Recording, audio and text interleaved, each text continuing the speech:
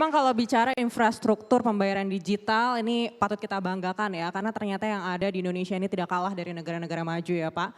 Baik, langsung saja kita beralih ke Pak Arman. Pak Arman, kalau tadi kita melihat data-data yang disampaikan oleh Pak Diki begitu ya, apakah ini sudah sesuai dengan ekspektasi Bapak? Dan apakah di 2025 ini menurut Bapak ini akan melesat lebih tinggi lagi daripada yang diproyeksikan oleh Bank Indonesia? Dan inovasi apa yang mungkin sudah dilakukan juga oleh Arta Jasa untuk transformasi digital ini? Terima kasih Mbak Neke, Pak Bambang, Pak Diki dan juga semuanya. Jadi mengutip yang disampaikan Pak Bambang Brojo tadi adalah bahwa financial inclusion itu merupakan basis dari digitalisasi keuangan. Itu memang ada di BSPI-nya yang disampaikan oleh Pak Diki. Jadi tujuan dari BSPI adalah membuat financial inclusion digitalisasi lebih cepat lagi Mbak Neke. Nah, mengenai yang disampaikan Pak Diki dari ada beberapa inisiatif 3 tadi ya. Pertama adalah inovasi dari produk. Itu memang merupakan target bukan hanya Arta Jasa tapi semua pemain PJP, PIP, fintech, bank pasti akan membuat inovasi yang lebih bervariasi lagi sehingga digitalisasi ini dapat sampai ke masyarakat. Kalau digitalisasi tanpa dibentuk, digitalisasi hanya jadi slogan, tidak dibentuk dalam bentuk produk yang bisa dicerna oleh masyarakat, nanti akhirnya nggak akan kepake juga. Jadi inovasi yang berfokus kepada pelanggan dalam bentuk end-to-end solution ataupun customer experience. Yang kedua, lonjakan transaksi tadi peningkat kris dari 5,4 menjadi 6,5 juta di BSPI itu 6,5 juta di tahun 2005 transaksi. Itu 5,4 miliar ya, 5,4 miliar menjadi 6,5 miliar transaksi. Itu memerlukan apalagi kapasitas 170% berarti memerlukan kapasitas yang lebih besar lagi. Mau nggak mau dengan apalagi adanya Kristep Mbak Neke, Kristep lebih mudah lagi, kris aja sekarang udah banyak pemakaiannya karenanya peningkatan dan penguatan istilah Pak Diki adalah ketahanan dari infrastruktur dan juga sistem itu harus tetap dibangun. Yang ketiga adalah fraud, cyber security, ya tadi kata Bu Ani kan di awal adalah bermata dua.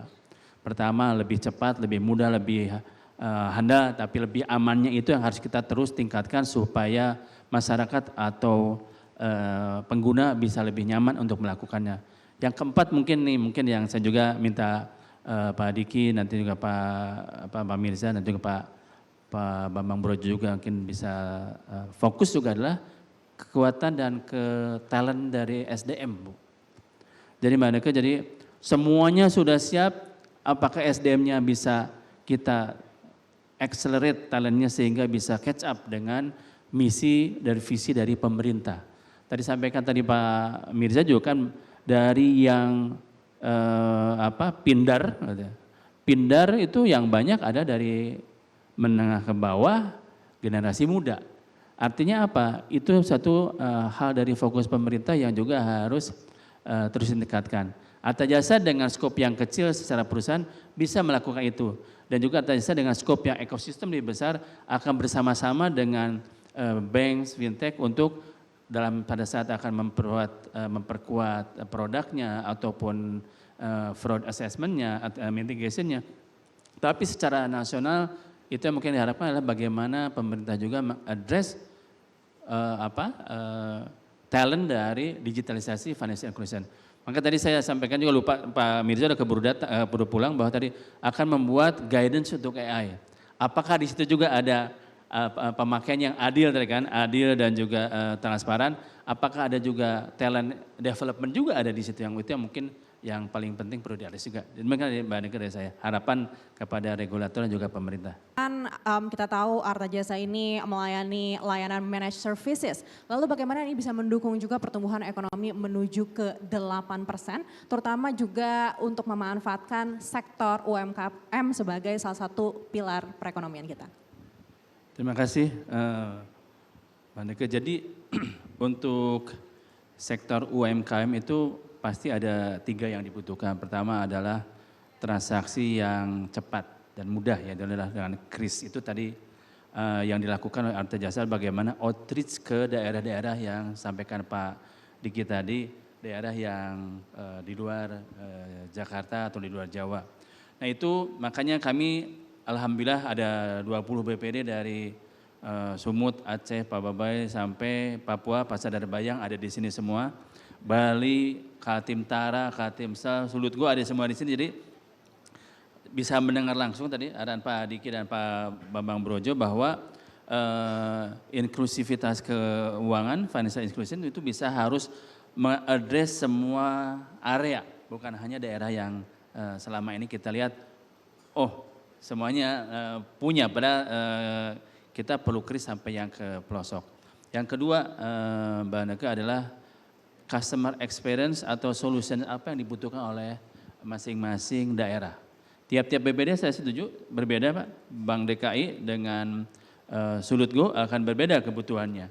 Itu yang akan kita buat, contohnya kami membantu nanti akan ada launching juga membuat bagaimana BPD, 2 BPD di Kalimantan dan Sulawesi itu memiliki kartu kredit dengan semuanya kita lakukan managed service dengan akses ke Master, Visa dan JCB dan juga Amex. Jadi kita yang membuat, yang meng-create mereka bisa dapat kartu kredit, bisa membuat kartu debit dengan personnya mereka. Yang selama ini sulit bagi beberapa bank untuk membuat kartu kredit sendiri. Nanti juga dengan BSI, BSI akan meluncing juga yang namanya kartu Hasanah Card yang dimiliki oleh BSI sendiri semuanya dan kami sebagai managed service-nya. Dan yang ketiga ya penguatan kapasitas Mbak Neke, siap-siap ada lonjakan transaksi bukan hanya di daerah kota-kota besar tapi juga di BPD-BPD yang lain yang tentu memiliki nasabah sendiri dan customer sendiri yang akan dengan diperkenalkannya inklusivitas akan meningkatkan traffic juga. Itu Mbak Neke dari Arta Jasa yang akan kita lakukan. Demikian. Baik, terakhir untuk Pak Arman silakan closing statement dari Anda. Oh, apa ya udah semua oleh Pak Bambang sama Pak Diki. Ya mungkin saya setuju dengan Pak Bambang dan Pak Diki bahwa pertama untuk transformasi digital itu memang harus satu talenta development, yang kedua adalah sinergi.